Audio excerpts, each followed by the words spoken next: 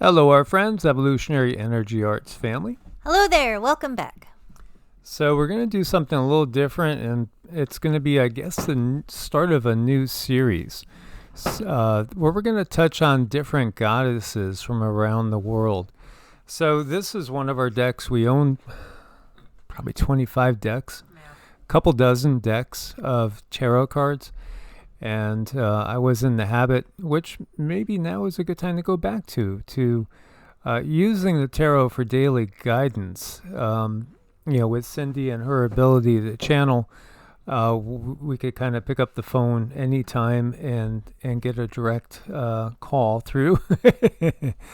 And then, of course, we do our meditative practice, which is a morning meditation and mantras. Typically, afternoon, we do yoga and Qigong and other exercises of sorts, and then we come back again with mantras and meditation at night again. So that's what I would say is kind of a spiritual lifestyle where your life is centered around the spirituality. And that's something that we see in times in which we have more balance between the divine masculine and the divine feminine. This world is so out of balance, but we're going to come, and the pendulum's going to swing back into a much better form of balance for those that choose it. Mm-hmm. And one way to do that is to give more exposure to the goddess. Who is the goddess? What does a goddess do? How have they affected the planet? Why do we just... Seems like our culture has completely ignored her. So usually in a regular faith, everyone is praying to God the Father, always God the Father. Well, life is made up of two parts, and you have the divine feminine and the divine masculine, and those two together bring about creation. So if you're one who is into manifestation, you might see and understand that both of these energies need to be balanced. And the more balanced they are, the easier it is for you to manifest. Your manifesting abilities become very powerful when you are healed and balanced. And that's something that we do in energy work, is we help remove those blockages and help people work through those imbalances so that you might manifest what you want. So this morning, after mantras and meditation, this is who we pulled, is Kaitiaki. After we got the guidance to do a goddess series, she's the one who, it seems, she wants to lead this series. So we were going to talk a little bit about her, and also about the other stuff that we came across when we were channeling her energy and just feeling about who she is, what she does, how she can help, and the processes in which you can do to get in touch with her. So this is from the Maori tradition. And again, these are people that we would think of as being Polynesian, around the area of New Zealand. And again, that's also an area where we might, if we have been delving down this rabbit hole, start to think of Lemuria and Mu and that culture. And Lemuria and Mu, from what we've gotten, was really a group. It was founded by a group of extraterrestrials. But then again, who are the gods? Who are the gods and goddesses? Well, in many cases, they truly are extraterrestrial and interdimensional beings. And then there's also the personification of natural forces, which, again, the personification of natural forces are still people. There's still consciousness in a particular form, and also in many cases carrying out particular functions. Everything about this society that we find ourselves in is one of purposeful imbalance. And it is all about bringing balance and harmony. Now, also, the system controllers, they understand where we're going to go as we start to escape the control system, start to find balance within ourselves, because this is not the first go round. This is, again, we could look at it as a circle, but in reality, if we turn that circle tilted to the side and start realizing, no, it's not a circle, it's a spiral. So each time we come around, it is totally unique, but the same set of circumstances, the same overall energies come into play. And so you have consistent tendencies and pretty similar histories that will repeat themselves each time through these cycles. So they understand this, and this is where they always take good things and put a bad label on it, like we've talked about labeling a terrorist group ISIS, after one of the most beloved, if not, the most worshipped goddesses on the planet, the Egyptian goddess Isis, who we know as Set. It's the same thing that we find all over the place, the demonization of benevolent beings, and then the lifting up and putting into their place things that are totally disharmonious with the natural order of things. Putting up and rising up and glorifying a concept that really does take us so far out of balance, and it makes it very difficult for you to manifest anything, and it makes it very difficult to heal when you're out of balance. But when it comes to Kaitiaki, when she shows up in a reading, you are being called to make peace and let go of past issues around being abandoned or not understood or feeling unsupported. So these are some things that if you're listening to this video, you're probably being called to do. This is in your stream of consciousness for you to take a closer look at and see if you are ready to let go. There's sometimes when we think, okay, well, I had this trauma and I'm going to let it go now, so I'll just say I let it go. But if your worldview and things do not change, you have not done the right processing, you have not mulled this over enough to make peace in your heart. And these are some things that really affect our ability to bring things into manifestation, are all of these things. Feeling not understood, where you're speaking but you're not being heard. And in a lot of relationships, I think the only reason that there's yelling is because one or both simply do not feel like they're being heard with their physical ears. So they raise their voice in hopes, and it's almost like a subconscious thing to raise your voice, because obviously you can hear your partner, but it's just natural for humans. If they feel like their energy is just being deflected or bounced off, they're just going to raise their voice. And once you break into an argument, no one wins. No one wins. So this is where we need to get to a place and surround ourselves with people who can hear our voice, and we allow ourselves to heal.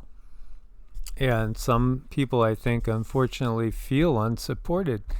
But then we have to understand we've been intentionally told not to go and look for help where we could actually get help.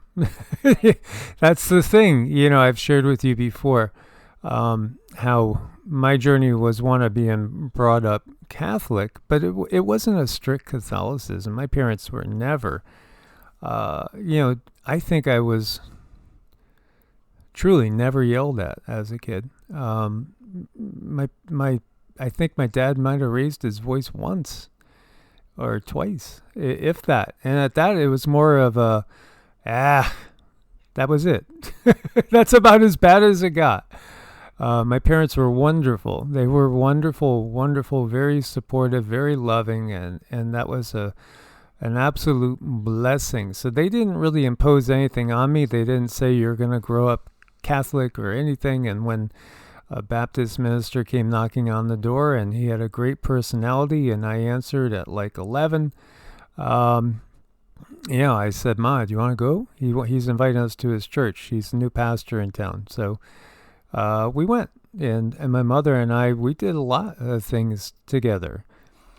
And, she was most definitely a friend. So I dragged her to church. She didn't drag me. And, I didn't stop there. I went to temple services. I went to all different sorts of churches. I tried to experience everything from every point of view I could to really gain direct hands-on experience and to branch out. And so, by the time I was 20, I'd probably been to, at 25, 30 different denominations minimum. And, I'd taken regular part in them. But then I decided, why not? Let's go deeper into nature. I had also studied a lot of the Eastern traditions through early teens. Being exposed to the martial arts and all, it got me to go deeper into Taoism, Buddhism, and other philosophies from the East. But when I went to a pagan festival and then started to go down the pagan path and did a ritual one time at midnight, asked for a sign to make sure that it was heard by the goddess, there was an immediate knock on the door, and it was a cat. The cat just looked at me, meowed, and left. Never saw it again. But it was a direct, immediate response from the Divine Feminine. I had never had that in all my time going to all these different churches and temples, etc., etc. Never had that type of just immediate, yep, I heard you. And it's always been that way with the Divine Feminine, with the Mother Energy, because she's all around us. She's all around us all the time. We are living in her. That's right. So sometimes, how people are always saying, if something good happens, they always say, oh, thank God. If you want to throw a little wrench or make people think, just say, oh, thank Goddess when something good happens. It just makes people pause. But anyhow, when it comes to spiritual guidance and just for, just for discussion purposes, it does say here, disconnection from the Divine Feminine harms humanity in ways that eventually lead us to psychological pain and physical disease. Things like perfectionism, impatience, thinking about what we can get instead of what we can give. All of these erode self-esteem and make us lack emotional fulfillment. And there's also a huge distortion in this 3D world when it comes to intimacy. Intimacy is when you are able to be completely vulnerable with another person. And maybe if you're in a relationship and you're not able to be that vulnerable with your partner, it is important for the human soul to be able to speak to another. In mysticism, they talk about this in threes. Being able to talk about your traumas and things that have happened to you, and having three witnesses actually brings about an enormous amount of healing to the soul. Why? Because you feel heard. And it's not just talking to anyone, it's talking to someone that you feel guided to, somebody that you know who is going to listen, going to understand non-judgmentally, so you can actually process this information without shame, without feeling bad about yourself, because so many of these traumas that go on in this life are surrounded around shame, and sometimes you just need to talk about it and get it out in the open. The next best thing, if you really can't, at least write it down. Get this information out of your energy field. Get it down on paper, because there is an entity inside of you that wants to be heard, and this can bring about so much healing. Absolutely. As I was saying, the mother is always around us at all times. And what is more loving than a mother's energy? I cannot conceive of anything more loving than a mother's energy. More giving. And she's here. And this imbalance is a big part of the reason why in a dark age people don't live as long. Because you're basically being put at odds with yourself. Mm-hmm. This is what the system does to us.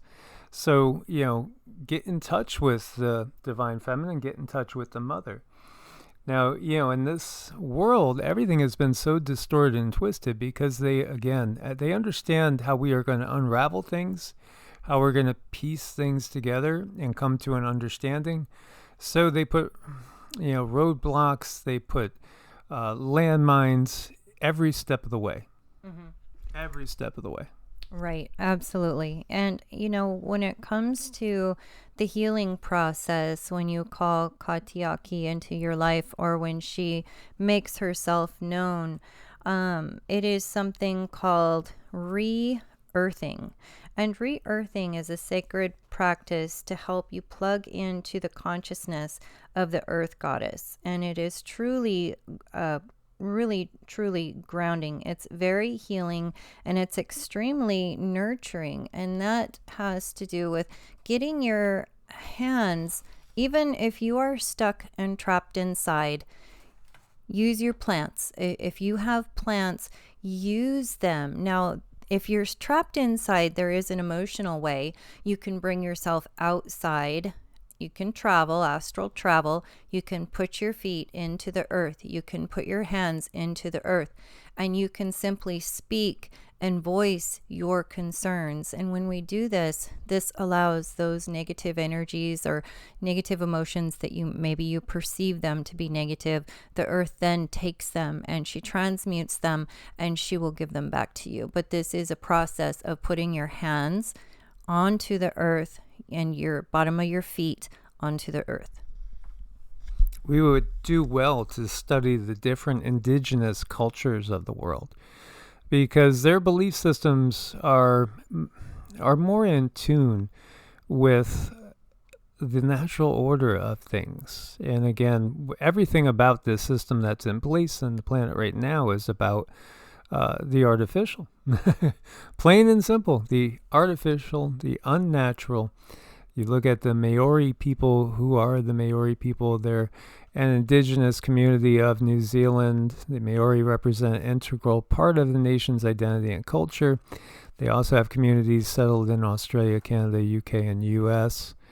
And they first inhabited, evidence suggests New Zealand was first inhabited by immigrants from the Polynesian islands. The first wave of these immigrants arrived, they say, in 950 AD, followed by others in 1150 and 1350. It's the travelers of 1350 who developed into the contemporary Maori. These immigrants arrived bearing their domesticated animals and plants, some of which did not survive the change of environment.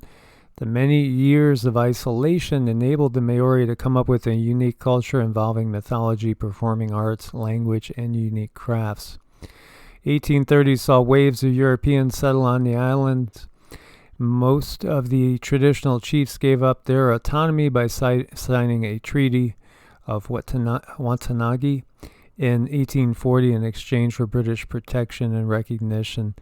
And, again, this is what we see time and time again. And when we look at the invasion by the Europeans, in reality it's an invasion by the controllers, agents to snuff out the indigenous people's traditions, belief systems, their ways of being connected to the mother. Absolutely. This is a unique group of beings, and it seems like they know our good friend Bes, the Egyptian deity who is always sticking his tongue out. Yeah, interesting. And again, they settled the area that they became, quote unquote, indigenous to as migrants. And what happens on this planet? It seems like we are nothing if we are not constantly migrating from one area to another. And this is the way it is on this planet, especially as we change these ages. One group of migrants after another, eventually merging and blending into a new group.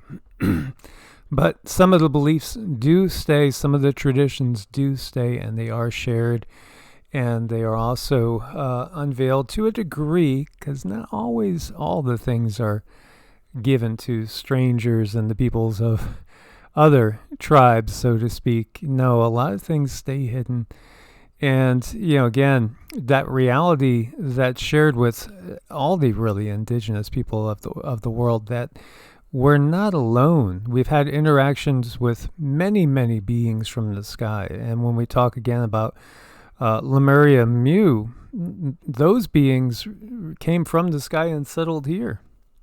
And again, all of us really on this planet are from somewhere else originally. Mm-hmm.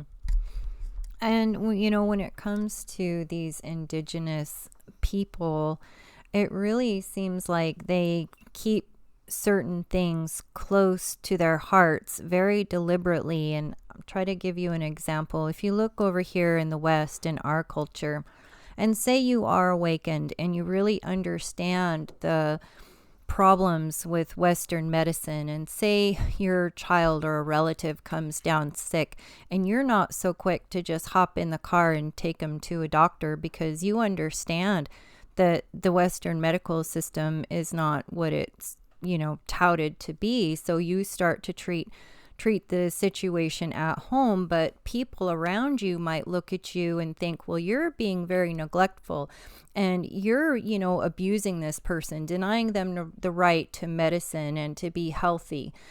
Well, it's kind of the same way with the tribes. They probably keep a lot of stuff to themselves because they know that the outside world probably is not going to understand. And they get a lot of this guidance from beings above. They get a lot of this guidance from their ancestors. So this is just information that they know that it's best to keep within the tribe, because so much of the world simply is not prepared because we're so disconnected. Absolutely. So I hope you guys enjoyed this. We're going to go deeper into the belief systems and different goddess energies and god energies from different cultures, and just share more, because the more we can learn about all the different traditions, the more you can see the commonality, and the more it's going to stick out that which is artificial and disingenuous. And, if you have problems, follow along with these, because we'll have daily inspiration and modalities for healing. It's always something different for every single one of us. We are all very unique. And thank you for listening. Source bless and namaste. Namaste.